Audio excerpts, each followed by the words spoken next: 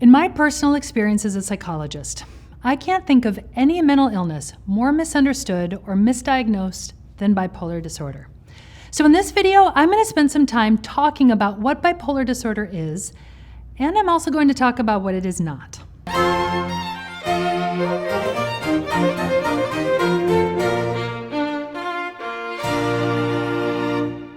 To be fair, there are several separate mental health disorders that get lumped under the umbrella of bipolar disorder, which doesn't help with the confusion.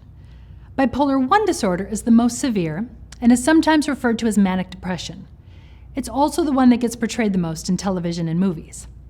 Bipolar II disorder, contrary to popular belief, is not just a milder version of bipolar I, but is a separate illness entirely. And then there's cyclothymic disorder, which quite frankly is very hard to tease apart from other conditions, so I'm not even going to go there right now. To try and keep things as straightforward as possible, when I talk about bipolar disorder in this video, I'm specifically referring to bipolar I. First, some important facts about bipolar disorder. Bipolar disorder affects just under 3% of the population in the US, around 5.7 million people. As far as we know, it's primarily genetic, but not always. And just because you have family members with bipolar, that doesn't necessarily mean you will end up with it. Bipolar disorder, if left untreated, is a debilitating illness, wreaking havoc on just about every aspect of a person's life, which is probably one of the reasons why people with bipolar disorder are up to 30 times more likely to attempt suicide than the general population, and about 20% of people with untreated bipolar disorder actually die by suicide. That's 1 in 5. Bipolar disorder used to be called manic depression because it comes with 2 distinct mood states. The first one is mania. You can't get a diagnosis of bipolar I disorder until you've had at least one manic episode. And here's what's super important to keep in mind. A manic episode is not just having a ton of energy, or talking really fast, or having trouble falling asleep. Someone who's experiencing a true manic episode is not in control of their behavior or their emotions. They are literally out of control. They're not just talking fast, they're not making any sense.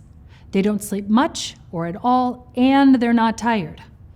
Someone having a manic episode will almost always have big ideas about books they're going to write, or TED Talks they're going to give, or YouTube channels they're going to create. But when you ask them to tell you more about their ideas, it quickly becomes clear that they can't organize their thoughts enough to make any of those ideas a reality. During a manic episode, people will often make really bad decisions they wouldn't normally even consider doing, like buying drugs off the street from random strangers, or having unprotected sex with people they've just met, or spending all of their savings to buy 100 bicycles on Amazon. Some people in a manic episode will hear voices or see people who aren't there. A lot of times they become paranoid and agitated. If left untreated, manic episodes can last up to 6 months, giving the person plenty of time to cause all sorts of problems for themselves and their loved ones. More often than not, significant life stress seems to be the biggest trigger of a manic episode, although I've seen drug use and not getting enough sleep trigger them as well. A group of antidepressants called SSRIs can also trigger manic episodes in people predisposed to bipolar, as can steroid medications. As you probably know already, the other phase of bipolar disorder is depression, and it's usually pretty severe depression. The risk of suicide for people with bipolar is greatest as the person is coming down from their manic episode.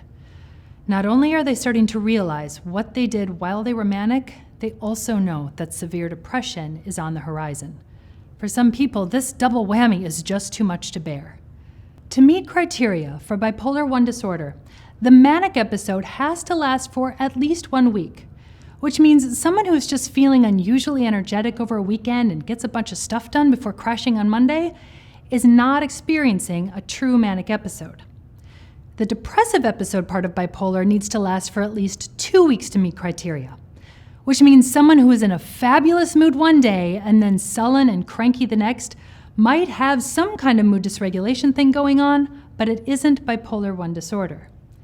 The last thing I want to say about bipolar disorder is that as destructive and painful as it can be, especially when left untreated, bipolar disorder is usually treatable, and symptoms can often be managed fairly well, if not entirely, with the right medication, a solid social support system, and stress management. Plenty of people with bipolar disorder live successful, happy lives and do all the things people without bipolar are able to do, so long as they're able to keep their stress down, take good care of themselves, and stay on the medication that works best for them.